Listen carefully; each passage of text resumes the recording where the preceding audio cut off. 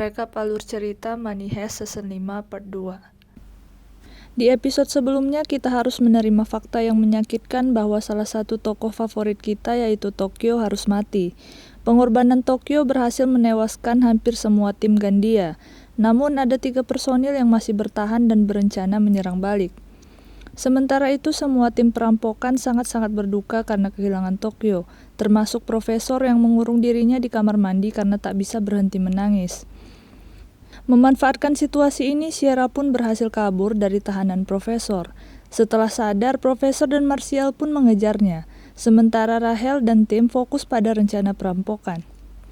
Palermo mencoba bernegosiasi pada ketua dari 3 personil yang hidup, karena ada 1 personilnya yang terluka parah. Ia minta personilnya itu dibebaskan untuk dapat perawatan medis, sementara dia menjadi tahanan mereka. Namun Palermo menolak. Ia meminta tim bedah yang masuk ke gedung sehingga Helsinki juga bisa mendapat perawatan. Sementara itu Rahel dan Rio melakukan siaran langsung. Mereka mengumumkan pada masyarakat bahwa Tokyo sudah meninggal karena dibunuh. Ia rela meninggal untuk menyelamatkan kekasihnya Rio dari kekerasan aparat. Hal ini membuat netizen makin simpati pada tim perampokan. Di scene lain ditunjukkan Denver yang berbincang dengan Julia membahas masa lalu mereka yang menyenangkan.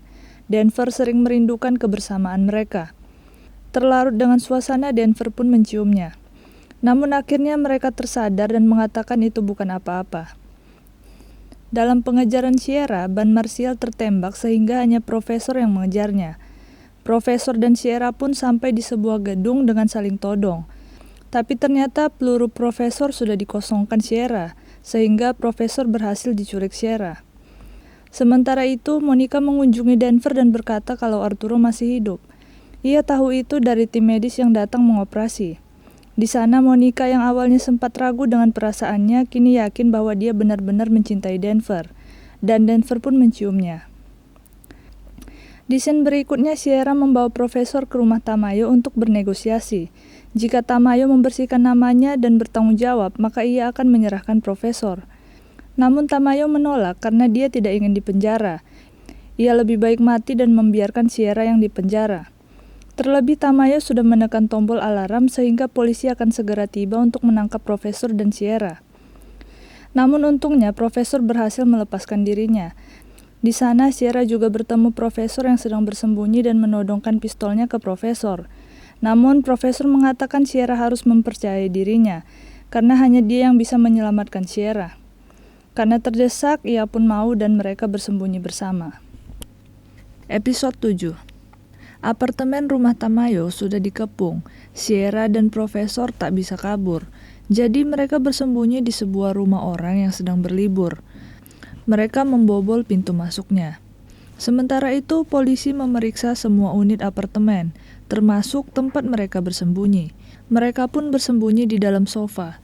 Namun, anak Sierra menangis dan membuat polisi curiga. Untungnya ada seekor kucing yang mengeong, sehingga mereka aman. Namun saat ini area apartemen masih dikepung. Di sini Profesor dan Sierra berdiam diri sebentar dan menikmati makanan setelah berhari-hari tidak makan. Mereka menceritakan kesedihan masing-masing. Di scene lain, para anggota geng selesai melelehkan emas menjadi kerikil, dan proses selanjutnya dimulai, yaitu mendorongnya berkilo-kilometer ke tempat penampungan. Yang tak mereka sadari adalah bahwa mereka telah ditipu. Mereka diberitahu bahwa hanya 2 personil Gandia yang masih hidup, padahal ada 3. Dan yang satu ini sedang sibuk merangkak di atap untuk menjinakkan bom-bom di pintu masuk. Hal ini dilakukan agar para militer di luar bisa menerobos ke dalam.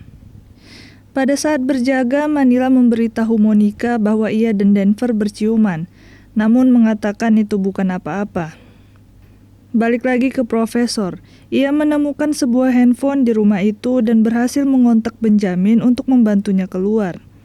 Alhasil Benjamin dan kawan-kawan menggunakan truk sampah supaya tidak dicurigai. Mereka izin masuk ke wilayah apartemen untuk mengambil sampah. Yang sebenarnya di tong sampah itu, Profesor, Sierra dan bayinya sudah masuk.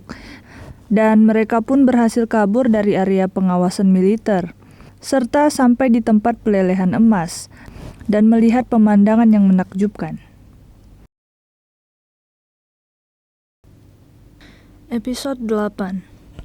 Di awal scene ditunjukkan masa lalu Berlin yang diceraikan istrinya, yang telah berselingkuh dengan anaknya sendiri. Diketahui bahwa Berlin dan Tatiana punya mimpi mencuri cadangan emas Spanyol, namun tak kunjung terwujud. Sementara Berlin didiagnosa penyakit yang membuat umurnya tak lama lagi. Hal ini membuat Berlin patah hati dan menghancurkan satu kafe, dan sengaja membuat dirinya ditangkap polisi.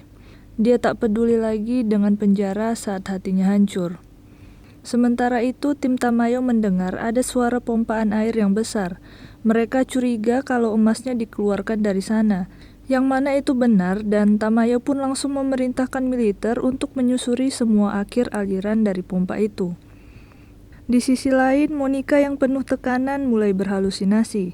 Ia melihat Arturo dan mendengar suara Tokyo, juga hampir menembak Denver. Denver lalu menenangkannya. Denver mengakui kalau ia mencium Julia karena terkadang hatinya bingung. Saat bersama Monica, ia merasa bersalah jika ia suka dugem.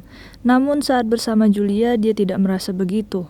Alih-alih marah, Monica memahami itu dan mengatakan ia juga tak mengapa jika Denver suka berpesta, dan boleh mengajaknya juga. Setelah itu mereka menari bersama dan berhubungan intim. Di sini Denver memperjelas perasaannya dan memilih Monica. Polisi berhasil menemukan profesor dan timnya. Tim ingin menyerang polisi yang hanya 4 mobil, namun profesor melarang dan memilih menyerahkan diri. Karena yakin polisi bisa datang lebih banyak jika mereka melawan, dan ia tak mau mengorbankan nyawa dari tim yang masih hidup. Mereka pun ditangkap, namun mereka menyadari kalau mereka tak kunjung berangkat. Profesor dan Marcel pun menendang sekat mobil dan melihat keluar. Mereka telah ditipu. Emas mereka dicuri oleh pihak yang menyamar sebagai polisi.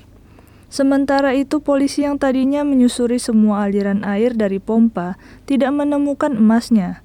Karena emas itu tidak berakhir di pembuangan akhir, melainkan dipompa lagi ke sungai sejauh 18 km. Episode 9. Profesor sangat emosional mengetahui emasnya dicuri. Ini pertama kalinya sesuatu yang buruk terjadi tanpa perhitungannya. Dia dan tim langsung mendatangi truk emas yang punya pelacak itu.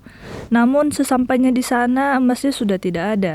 Mereka langsung mengecek CCTV kemana truk-truk yang berpotensi mengangkut 90 ton emas pergi. Namun tak terlihat ada truk yang lewat. Lalu profesor menyadari bahwa apa yang terlihat di CCTV hanya tipuan, karena aspalnya basah padahal hari ini tidak hujan. Dia lalu berpikir kalau pencurinya sudah memperhitungkan langkah mereka.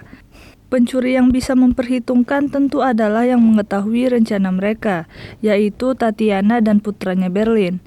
Lalu menyadari cara mereka berpikir, profesor tahu kalau mereka tidak kabur, namun menguburnya di sebuah properti pribadi.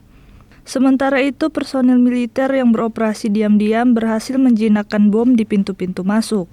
Ini membuat para militer di luar bisa mengepung dari berbagai sisi. Semua tim profesor yang di gedung berhasil ditaklukkan, dan kini mereka tidak berdaya. Sekarang mereka hanya menunggu profesor membantunya. Profesor pun memutuskan untuk menyerahkan diri, berkumpul dengan anggota geng yang sudah jatuh. Dan masalah emas yang dicuri, profesor meminta Sierra untuk menemukannya, dibantu oleh Benjamin dan tim lainnya. Profesor yakin pada Sierra karena Sierra bisa menemukan buronan negara sepertinya, apalagi hanya menemukan emas. Episode 10. Profesor menyerahkan diri bergabung dengan anggota geng yang lain. Mereka berlutut sambil ditodong. Sementara Tamayo mencoba mengiming-imingi mereka. Jika ada anggota geng yang mau buka suara tentang keberadaan emasnya, maka akan diberikan kekebalan hukum dan kebebasan. Untuk ini, Denver menjadi orang pertama yang diajak bernegosiasi. Pada saat ini juga sebuah video disiarkan. Video viral yang berisikan tutorial mengeluarkan emas dari gedung pemerintahan. Itu merupakan bagian dari rencana profesor, sebagai bentuk negosiasi dengan pemerintah untuk membebaskan mereka. Video itu berhasil membuat saham Spanyol anjlok, karena siapa yang mau berinvestasi pada negara yang tidak memiliki jaminan cadangan emas. Di sini polisi tetap berusaha mencari emasnya dengan mengikuti jejak. Namun yang mereka tidak tahu jejak yang mereka ikuti hanyalah jejak palsu yang dibuat Marseille.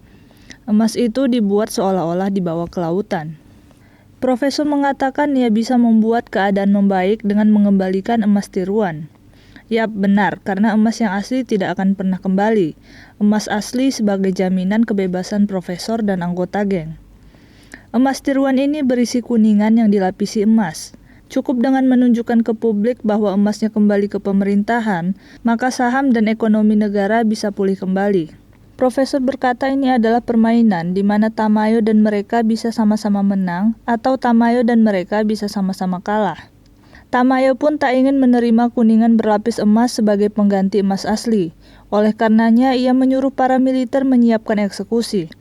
Tapi profesor berusaha meyakinkan, ia berkata bahwa emas itu hanyalah bantuan psikologis dan tak akan pernah digunakan juga.